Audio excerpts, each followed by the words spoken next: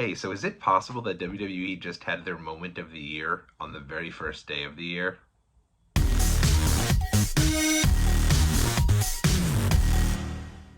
What is going on out there, world? It's your boy Tommy on the spot for Watch Along Wrestling. Hopefully everyone is doing well and staying safe. It is so great to be back with each and every one of you right here on the Watch Along Wrestling YouTube channel. And today we're going to get into the entire WWE Monday Night Raw Day 1 show that took place last night live from San Diego, California.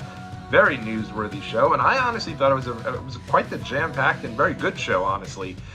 There was a lot coming out of that show. We're going to get into all of it. For those who are a little unsure as to where Day 1 came from, it was a couple years ago. Nick Khan had been on Ariel Helwani's podcast and talked about the importance of WWE having a presence around certain holidays, and wherever there's an opportunity to produce content, being able to take advantage of that. And that's where he came up with the Day 1 concept. And this was supposed to be a huge deal for WWE. This was going to be one of their big pay-per-views. And I loved it. I thought it was such a great idea. You know, I think for me, New Year's Day is sort of a day of recovery. And also a day just to kind of take things in, relax, get ready for the tsunami that comes with the second day of the year, and usually getting back to regular life and work and everything to that extent. So I thought it was a great idea and very opportunistic of WWE to every year have a pay-per-view or a premium live event on the first day of the year. Of course, you're a college football fan. There's a lot of college football, but some folks don't like college football. Last night was pretty great. But in any event, I think that would have been a great idea for WWE. I liked the idea of the Day 1 concept. For some reason, they decided after 1 year to kind of shelve the idea, but they've now taken what is usually a very big show in the first Raw of the year and kind of made that part of Day 1, part of the premium live events for WWE, but on television. And they've extended it out through the entire first week of TV for WWE.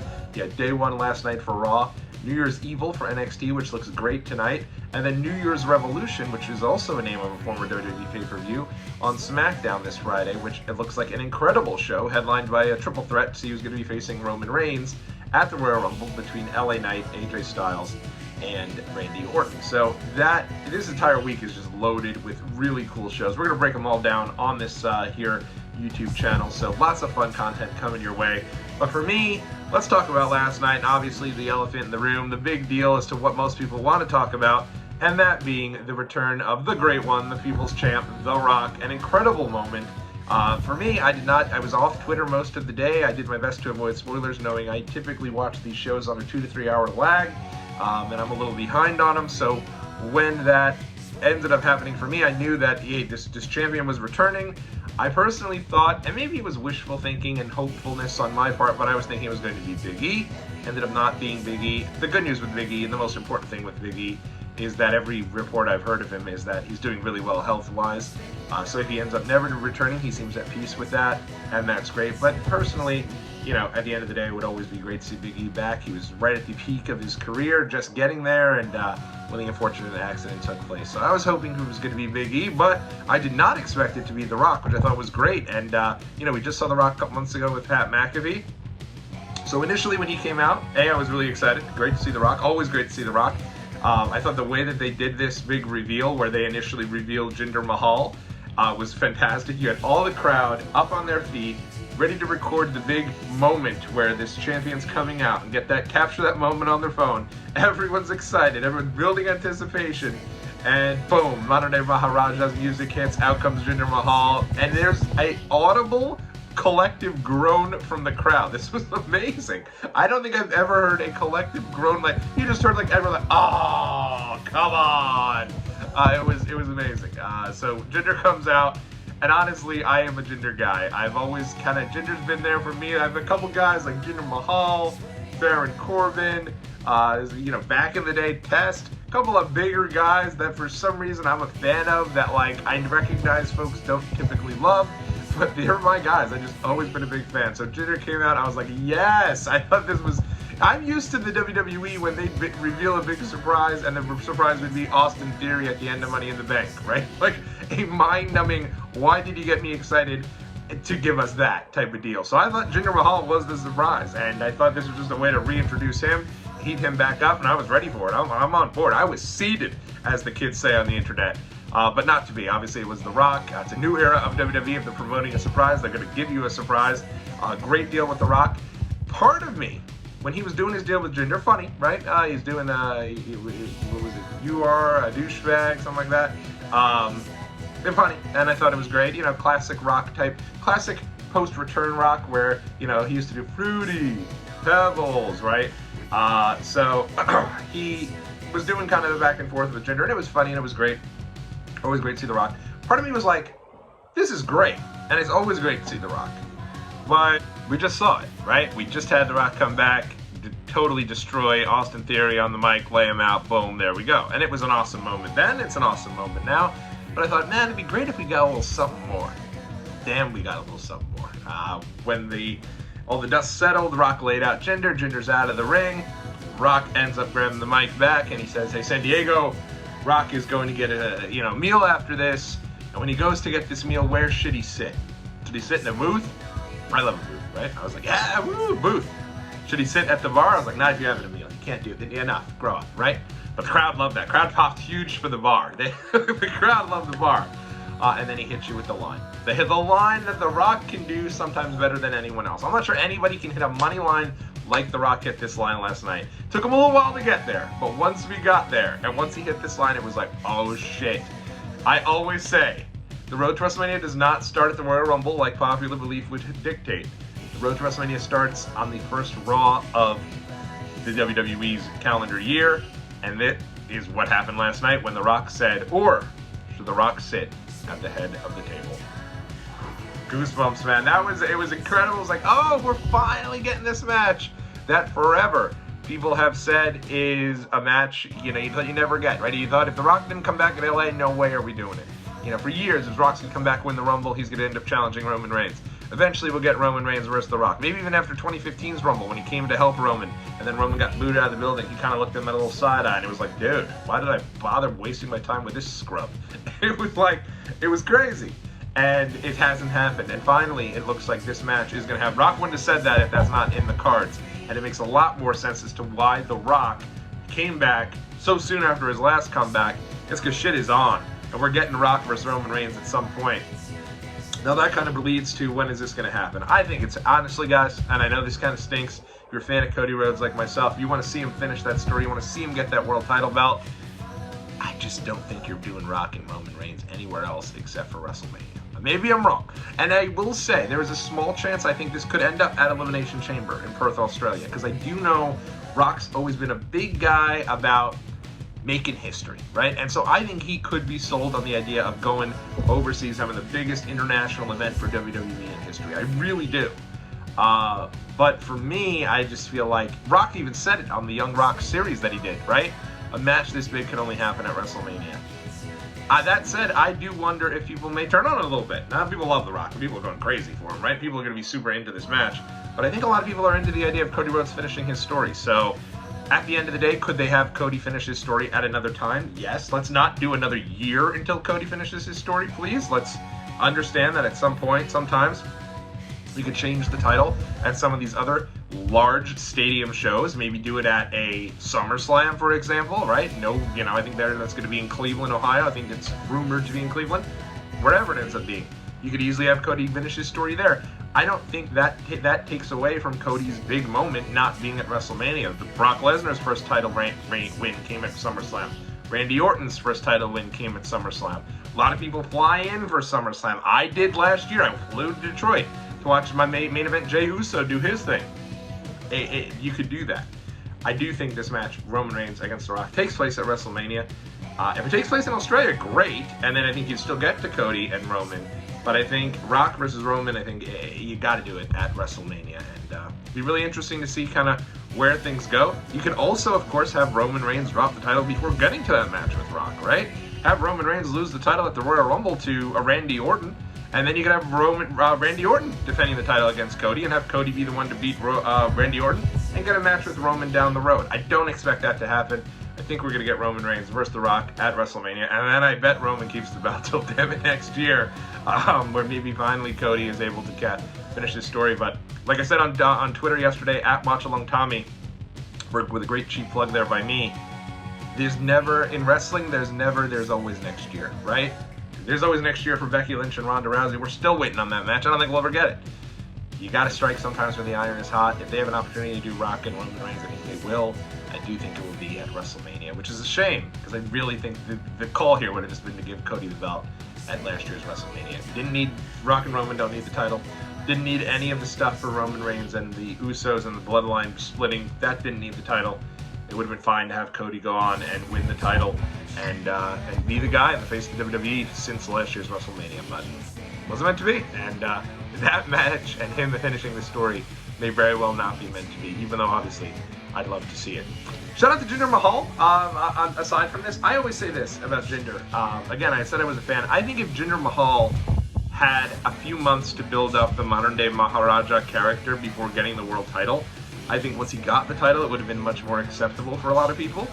I think once he returned to WWE in 2016, 2017, he should have immediately been built up as a mid-carder, and they could have started with the modern-day Maharaja character. Instead, they gave him the belt a month after he's funked out by Mojo Rawley. Mojo Rawley. Stay hyped to Mojo Rawley in the Andre the Giant Memorial Battle Royal, then laid out by Rob Gronkowski and just totally made me a total punk on the pre-show of WrestleMania. Then he's getting the belt at the very next pay-per-view. It was just way too soon. They pulled the trigger on it out of nowhere, and I think that's why people were like, why is he the world champion? No, we're not going to accept that. But I think if they built it up over time, gave him this really great character with the Singh brothers, and then gave him the title, I think he could have a chance to really hang around it. He's got a great look. I think he's a solid promo. Speaks multiple languages. I think there's a lot of really good qualities about Jinder Mahal, and I hope that yesterday was not just him coming out because somebody said, "Oh, it'd be funny if Jinder was the reveal." And I hope that he gets a chance to continue to do what he did last night, because I think he's a solid heel, and I think he definitely belongs on the WWE product. So hope Jinder continues to roll here for WWE. But what an exciting moment. I don't know if that'll be the moment of the year, but certainly a top 5, and certainly got things off on the right foot. We needed that. We needed something to really kick the year off with a bang and let people know that that first Raw of the year is essential appointment television. You got to make sure you're there for it. If you haven't gotten a chance to see the segment, go out of your way to do so.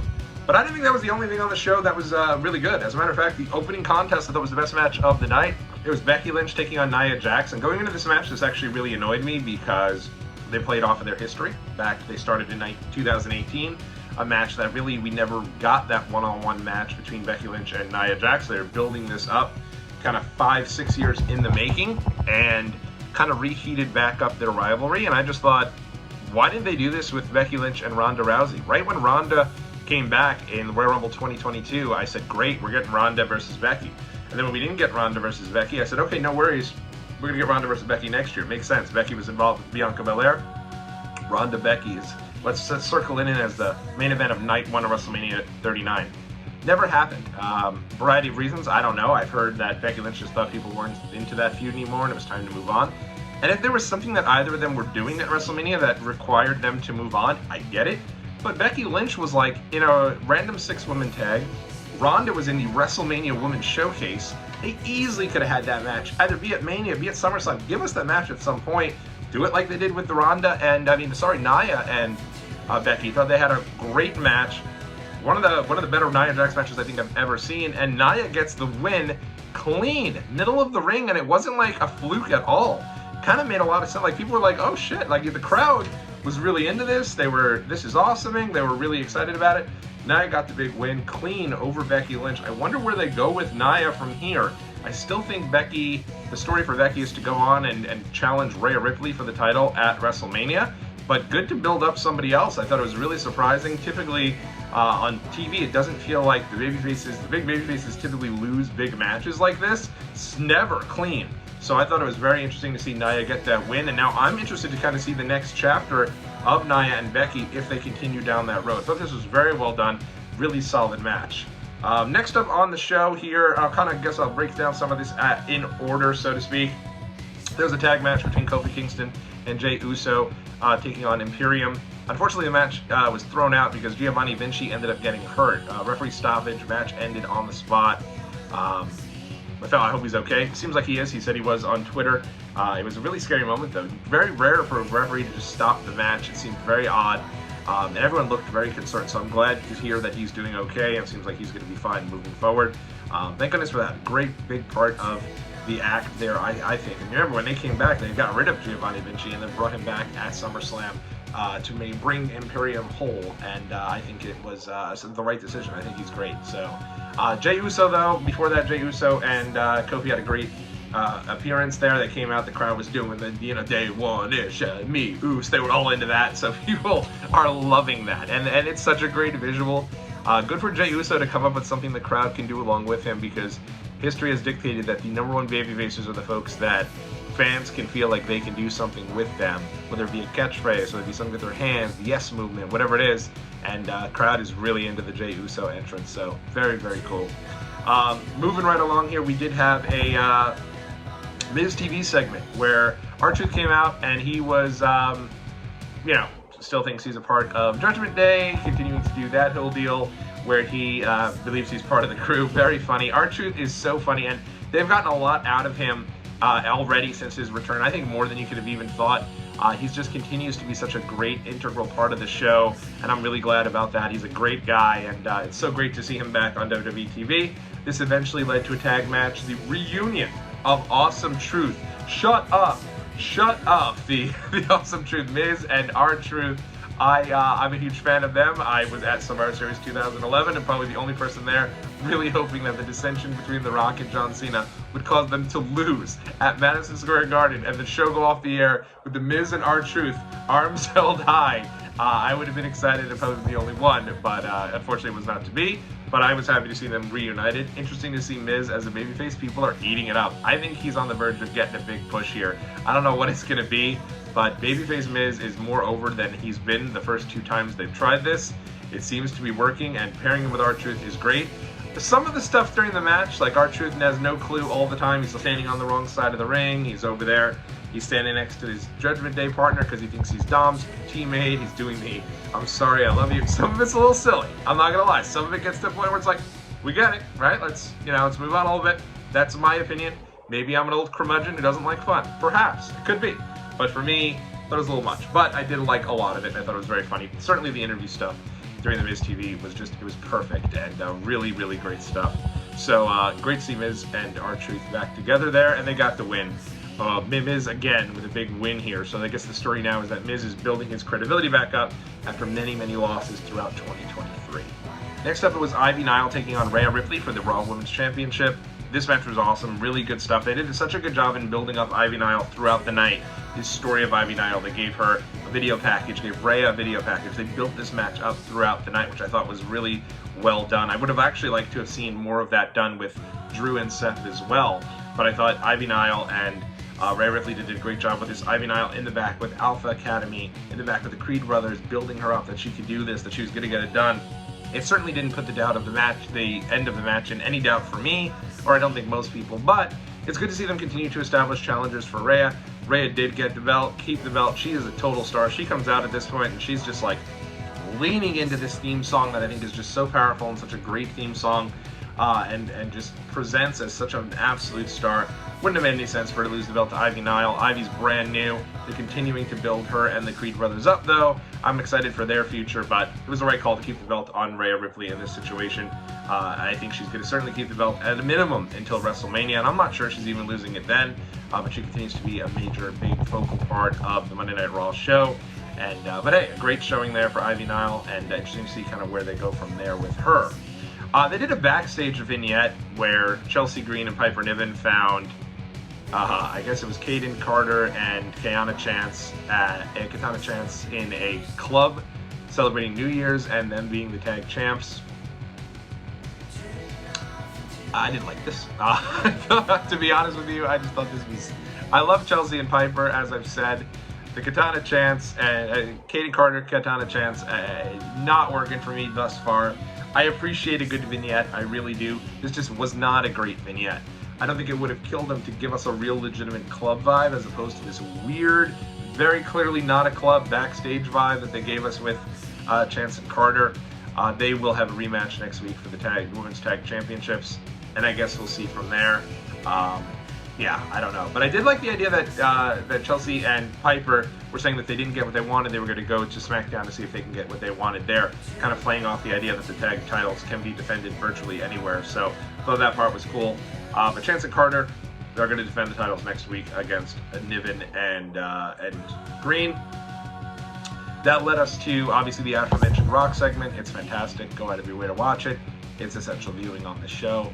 After that, they continued the tradition of making sure that Shayna Baszler comes out right after an impossibly hard spot to follow. Traditionally, back in NXT, it'd always be like an amazing Ricochet match, and then here comes Shayna to defend the Women's Championship. And I actually talked, when I met Shayna Baszler at an Access, I told her, and she's like, dude, I know, it's insane. And so here she is coming out after The Rock's big return, really in the death spot. The number one contenders for the tag championships, and this is a total death spot right before the main event. Seth Rollins and Drew McIntyre.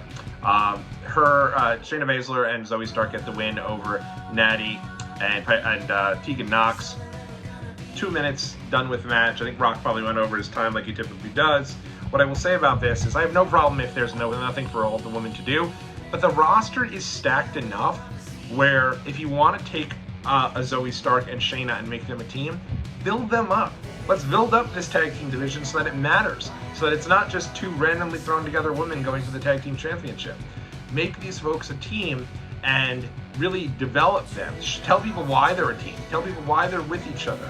Don't just randomly throw random people together. Why is Natty and Tegan teaming again together? Natty looked pissed off after the match and it went nowhere. To me, it just didn't make any sense. But it is what it is. I think that Shayna and Zoe going against Carter and Chance, who I do think are very solid in the ring. I think it'll be a solid match, but that is what it is. Just another, or maybe they'll be going against Piper Niven and Chelsea Green. That tag match is next week for the titles.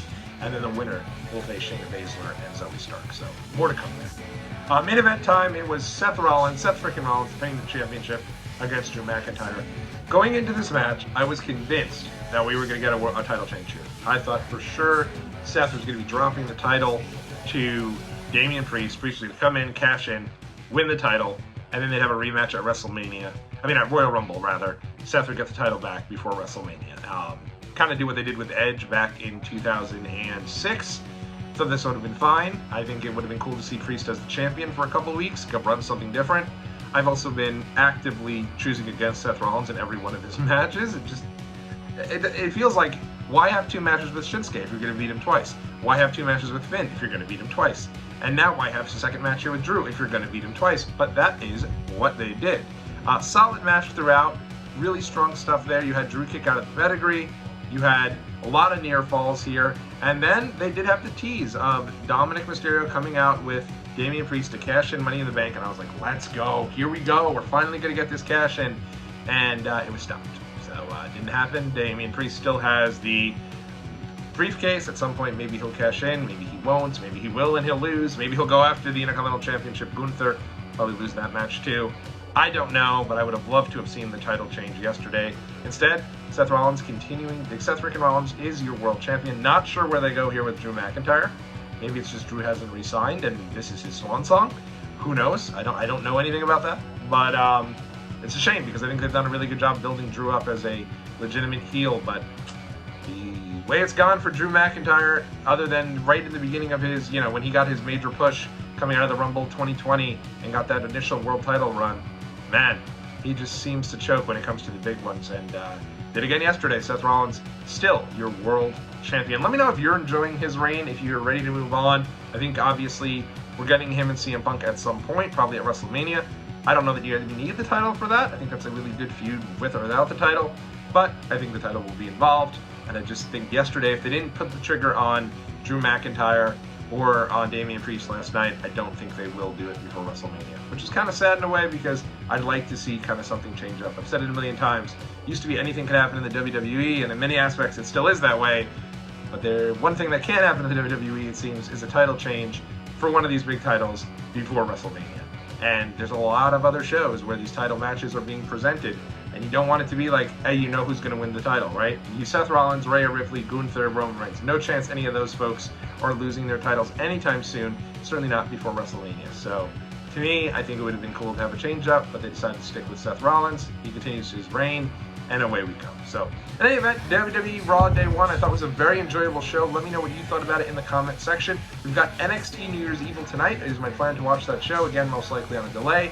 I'll be back tomorrow to break it all down. Until next time, everybody, make sure you leave that thumbs up and subscribe, and we'll see you all in the next video.